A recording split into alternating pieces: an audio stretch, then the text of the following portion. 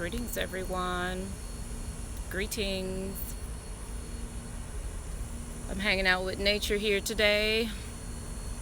Hanging out with some tree friends of mine. And just wanted to jump on here real quick just to talk a little bit about the retreat that we have coming up on the September 24th through the 26th. And on the 24th, we start off with sacred plant medicine. And the reason why we start off with that is because it gets people receptive, it gets people open, it begins a journey for folks on deep self-reflection, like all sacred plant medicines do. And so we'll be doing 3 very important ones. The first one is called Rape, and this one clears. Well, everything is going to be very clearing. The second one is called Sananga, and this one goes into your eyes, and it kind of clears out your vision. Very important. And then the third one is Changa, and Changa is it's very intense and very beautiful, and very healing.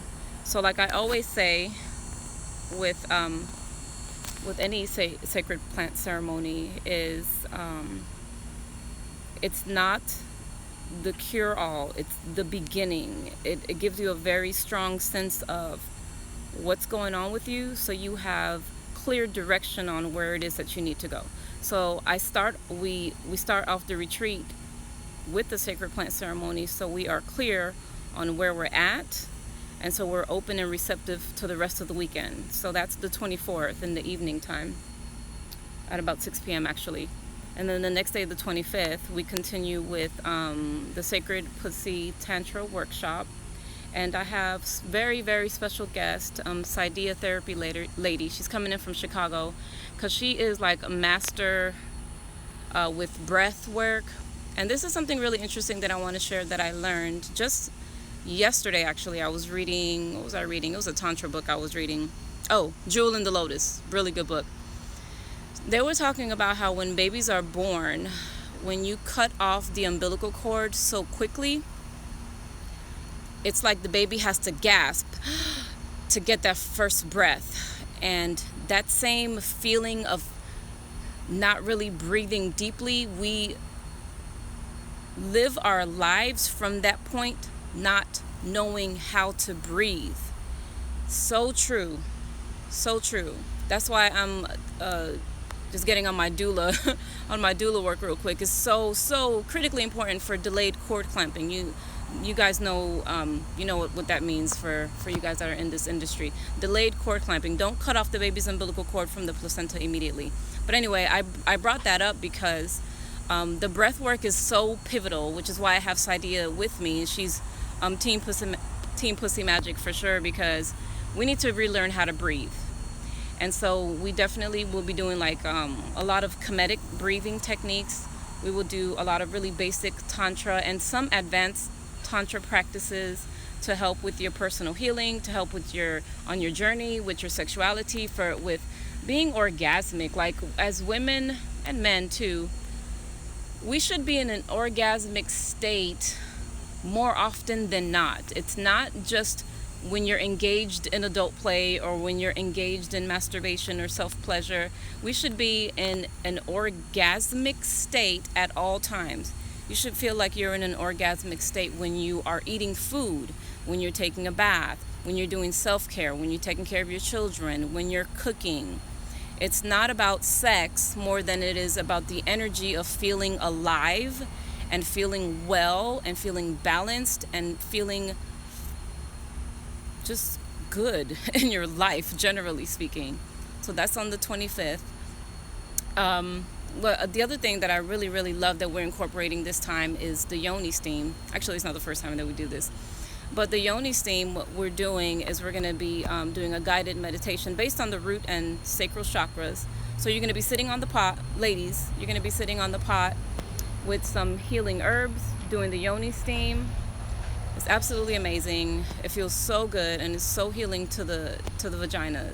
I mean, it's amazing. And so to be guided, to do a guided meditation while you're having a yoni steam, it's doubly powerful. So that's another thing that I'm really excited about. And the Tantra workshop, it's very ritualistic. Like I always say, like Pussy Magic, what we are, Pussy Magic Incorporated, is an organization of women who are free and sovereign. And so we create sacred healing spaces for women that are very ritualistic. So there's going to be very strict attire for the Sacred Pussy workshop, which is in the evening. And I take it very seriously because this is ritual, and the ritual works because it's very intentional and everything is in its place. And then the attendees also have to follow the protocols, which is really simple. It's just a very simple, you have to wear yellow or orange because that is the theme. As far as, okay, so the next day then we're going to have the moon celebration, the menstruation celebration, honoring your menstruation.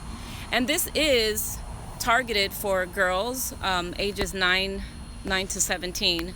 However, I have discovered that grown women who come to these events with their daughters or with their nieces or with their granddaughters also benefit tremendously from just being in the space, in this very ritualistic space, to honor our feminine processes. And it ends up being very impactful for everyone that is involved. And so for that, the attire, again, is very specific. The girls must wear white, and women or moms, aunties, grandmothers who are coming to support their girls must wear red. And all of this, it's very intentional. I love that word intention because it's really powerful. Like they're going to discover one day that intention is just like electricity. Like before people discovered that electricity was electricity, they called it magic. And so when intention gets discovered, then it's going to be like, oh, this has been a powerful force since the beginning. And that's why all of the events that I create and that Pussy Magic and my entire team creates, it's very intentional and ritualistic. Because guess what? Ritual works. So yeah, that's going to be very impactful. And we're going to have lots of amazing goddess women in the space. The space is going to be so powerful. Like when you come into the space itself, even if you don't learn anything, which is impossible, you leave changed because the vibration itself of the location and the vibration of the way that we set up the place is so high. It's very, I'm not going to give that away. The last thing that we're going to do on Sunday is a discussion on polyamory, open marriage, polygamy, all different kind of alternative ways to love, to relate, to learn, to grow, and to dispel old myths around sex, around relationships, and around how we're supposed to relate to each other and how we can really expand love. This is a very, very mature audience who is going to be at this discussion. It's a tribal discussion. So you have to kind of be ready for this. And if you feel like, oh no, like I can't even imagine, being poly, maybe this is not so much the space for you, because this is a very mature audience. And you have to be extremely mature to be able to even consider open love. And you have to be very much on your healing journey and your spiritual journey to consider that, oh, these mosquitoes, now they're getting to me. It's so beautiful out here, but it's like the mosquitoes. Ugh. So anyway, I just wanted to get up on here and say that I'm really looking forward to it. It's going to be an amazing retreat. We have lots of surprises and special things going on. And if anybody needs accommodations, please let me know ASAP. I need to know like immediately if you need accommodations for those who are coming in from out of town. And I think that's all I had to say. Thank you guys for tuning in. Love you. Peace and blessings.